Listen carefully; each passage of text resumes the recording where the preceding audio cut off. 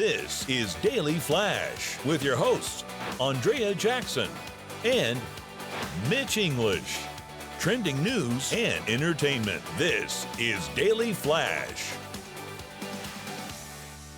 Hi, everybody. I am Mitch English. And I'm Andrea Jackson. This is Daily Flash, your source for trending news and entertainment. So a headline caught my attention this morning. Wendy's to roll out Uber-style surge pricing with menu price fluctuations based on demand. So much like Uber and Lyft, when they have certain high demands, they raise the prices. So for instance, if you're going to a Sting Billy Joel concert, the Uber ride to and from that stadium is going to be a lot more expensive. So Wendy's, starting in 2025, is going to test this out depending on the popularity of the time, let's say lunchtime, depending on the popularity of the item. Those prices will fluctuate depending on what time you come to their restaurant. We're not talking about delivery when you're actually in there. The restaurant. That is like stock market almost, yeah. right? I mean, I think it goes for everything, whether you're in the restaurant or whether you're ordering online for delivery, depending on what particular time you order. If that's the hot item at that moment, the prices may fluctuate. Okay, now you're going to notice, and you probably already have, the newer restaurants that people, these fast food restaurants are making,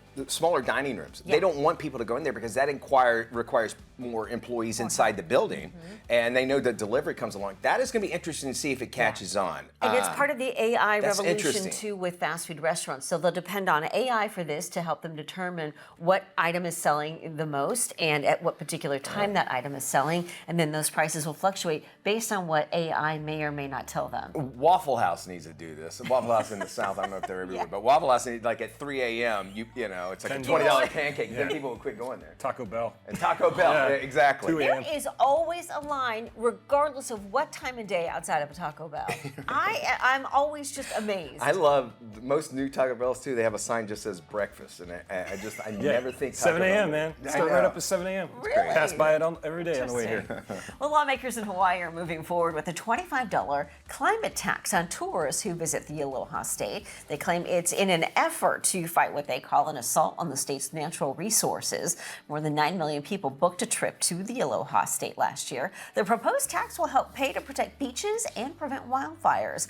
A tax by the nation's 50th state would follow in the footsteps of other tourist hotspots, including Greece, Venice, Italy, even the Galapagos Islands, all of which have levied fees on tourists ranging from $1 to $100. The Aloha tourist fee would likely be tacked onto the state's hotel tax, which is among the highest in the country. That's an easy way of kind of hiding it. Yeah, you can smuggle it under the hotel price that you're probably not going to be able to notice anyway, as you said. And they're going to have to do something, and that is the easiest way is to get a tax. I know in San Diego, the Chargers left because they didn't want to build a new stadium for them, which would have caused, they'd put it on a referendum to pay higher taxes, and people that would come and visit there would help pay for that as well. And they're like, people are like, no, we don't want to do that. And I think that's what's going to happen. And the folks in Hawaii, I'm sure tourism is where their money comes from. Sure.